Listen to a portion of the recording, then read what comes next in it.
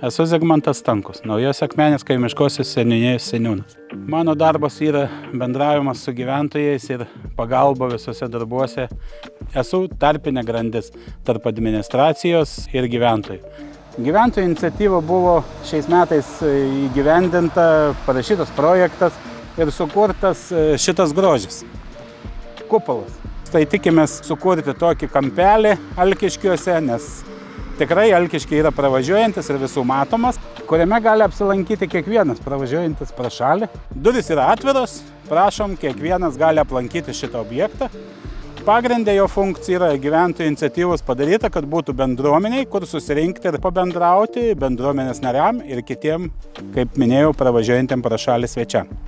Bendruomenė prisidėjo prie šito projekto, nupirkdama stalus ir kėdes.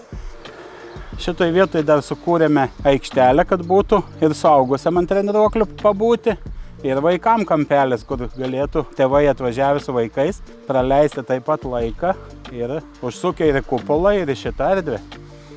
Sukurtas prie Sablauskio tvenkinio Menčių paplūdimys, vadinkim, sakykim, taip yra, kuriame lankosi labai daug lankytojų. Šita teritorija yra prižiūrima.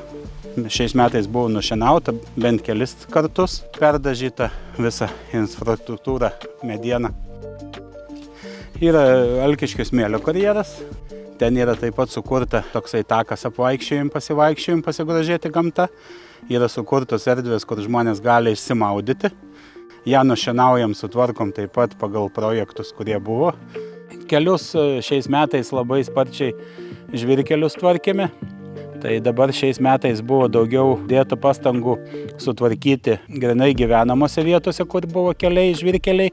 Šiai dienai yra net asfaltuojamas Suginčių kaimas, kur žmonės tikrai labai džiaugiasi ir laukia šito kelio.